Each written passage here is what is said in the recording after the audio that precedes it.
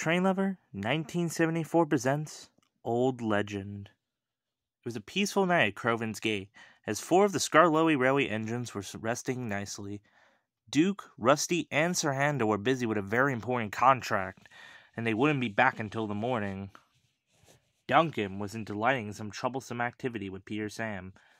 "Do you still remember the time I spooked you?" "What are you talking about? I was the one that spooked you." "No, I did. I got back at you after that trick on the old iron bridge." "I'm telling you, Duncan, it wasn't me on that bridge. You must have been hallucinating or something." "I swear I saw an engine." "Your driver said those were fireflies. That's bull and you know it." "It is not." "Hey, you two. Keep it down, please. Me and Renez are trying to sleep." "Yeah, we have a very important contract to collect up tomorrow." "Oh, what do you care about, Gramps?" "You don't insult my brother like that, Duncan." "Like you're any better." "And you don't insult Skarloey either. He's also my brother." "Duncan, you shouldn't insult either of them. They are really useful engines, including if it wasn't for them, we wouldn't even be running on these rails. Including they're some of my best friends." "Thank you, Peter Sam. We're also your best friends, too." "Puh, like I didn't care about that.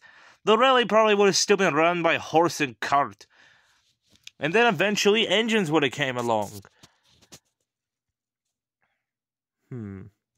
Maybe I should tell them, Renez. "Are you sure, Skarloey? You really think it's time?" "Yes, it's time I put Duncan in his place. Seems that story about you didn't seem to do much, so it looks like I'll have to put some sense into once and for all." "Some sense about what?" "You know, back when me and Renez first started this railway, after we replaced the horse and carts, well, it wasn't always just me and Renez." "That's impossible. You didn't get help until Peter Sam and Sir Handel arrived." "Well, true, we didn't get them before the Mid-Soda closed down, but before it did, it was just me and Skarloey. Yes, even before Peter Sam and Sir Handel came to the railway, even before they were known as Falcon and Stewart. Back then, the Mid-Soda was only run by Duke and a few other engines. They couldn't spare any engines for us. It was only me and Renez. But there was another engine that used to work with us. He arrived shortly after his Falcon arrived to the Mid-Soda, as since we needed to get another engine. And I'll tell you one thing. You thought you were if Peter Sam, you thought Duncan was trouble, you would have hated me in this engine." And this was the story he told. It mainly happened around during the 30s mostly, and turning into the mid-40s. It was just only me and Renez running the Skarloey Railway at that time. And I'll tell you what, we were being run off our wheels.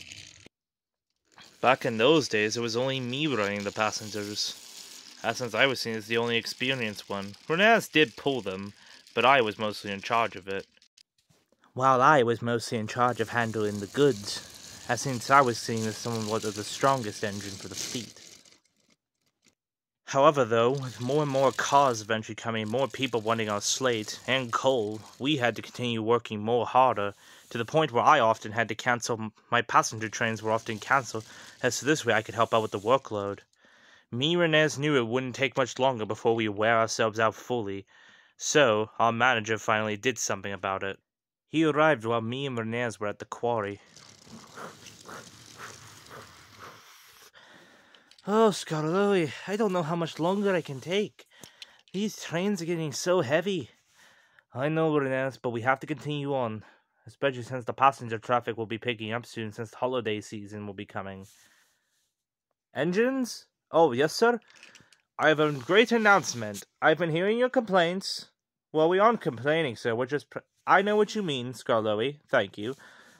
And I'm sorry to interrupt you, but I have exciting news. I have purchased a new engine to help out with the goods work, so this way you and Renez can focus more with the passengers."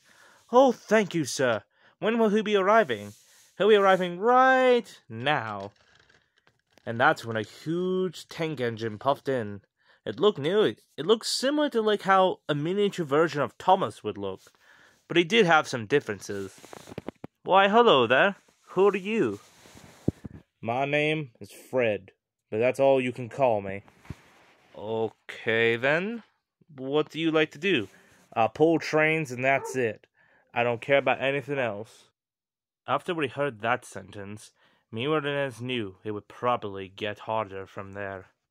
Me and him tried to double-head a passenger train to see if he could handle passengers just as well as he could with freight cars, but he complained endlessly about the passengers. Me and Inez knew he wouldn't be good at it. So this meant I was mostly put on the passenger services again, but this meant bad news since I wouldn't be able to help Inez if he needed it, as since he and Fred would put on the heavy goods work. And I tell you what, he was an absolute wreck. He didn't care about the trains, he just bumped them recklessly, causing derailments, and yet still somehow continued to shunt. He would constantly derail, causing trains to be delayed, and then I had often had to help clear up the mess. One time, me and Scarloe tried to knock some sense into him while he was helping out at the quarry for a bit. You need to get your act together, Fred. If you keep causing accidents like this, the manager is probably going to do something to you that you'll regret. Nonsense. Where I come from in Britain, we didn't care a dime for a few spills. Ugh, he sounds like Stanley from the Mid-Sodor. How do you know about him? Duke, one time when he came to Croven's Gate for repairs, told me about him, and said he apparently said he acted reckless just like this. And he got turned into a pumping engine. Who's this Stanley? He was an American engine that was brought to the Mid-Sodor Railway, the other narrow gauge railway here. However, he was probably much more troublesome than you were. Was he a Yank? Unfortunately, he was. Ha! Who knew a Yank would cause so much trouble? That's why I say these Americans are no good.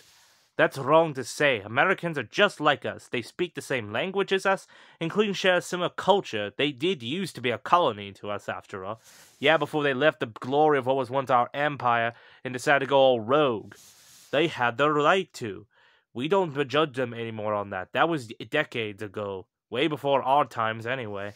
Puh, like I care. Now, if you excuse me, I have a train to pull. I guarantee you, something bad is going to happen to him. And it would. It was the winter of 1938, when finally the manager came to talk to us one night.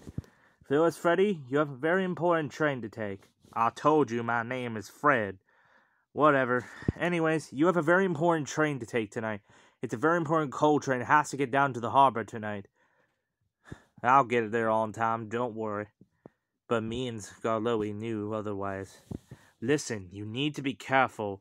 The tracks nearby the cliffside aren't that safe. You need to go extra slow around it. Indeed, and I heard the trucks haven't been happy with you ever since you began bumping them more. Those trucks won't do jack crap to me. You both just be too paranoid. Now, if you excuse me, I'm gonna earn this railway more money than you two ever could. And he puffed away.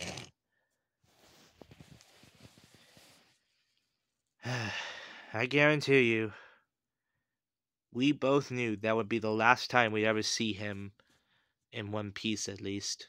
Indeed, I was right to have my suspicions. The trucks were feeling a bit more mad about what had happened. Who is that big tank engine think he is bumping us around? This is Scarloe and Renese's yard, and their railway, not his. I say we teach him a lesson.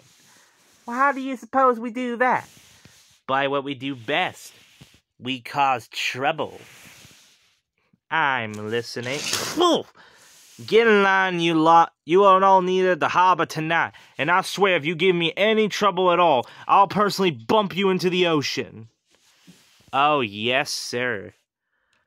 But little did probably Fred know, that would be the last thing he'd ever hear. The reason I had been warning him about the track was because recently, with the heavy rain that had been coming down, the rails had been bending out more and more. And that night, they fully bent out. Now they leaned dangerously over, especially if an engine was going too fast. But the only thing I assumed that night, Fred never took my advice. That Scarloe's too old for his wheels. He probably does, on! Oi, what are you doing? We're teaching you a lesson for all the bumping. Now we shall end you. Now hold on, we could talk about this. No!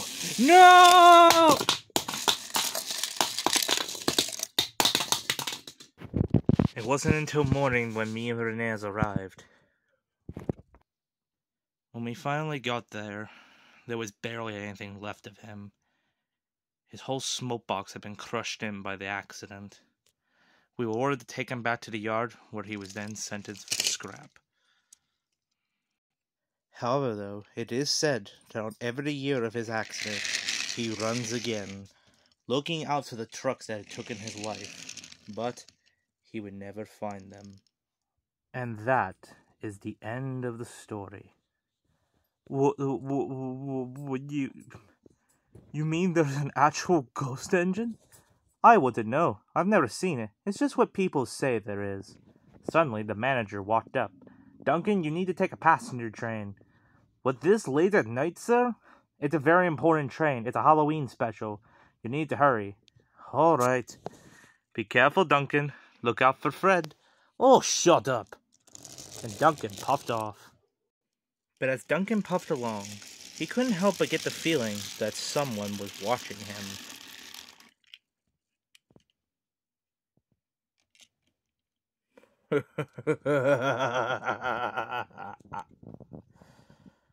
Happy Halloween, everyone.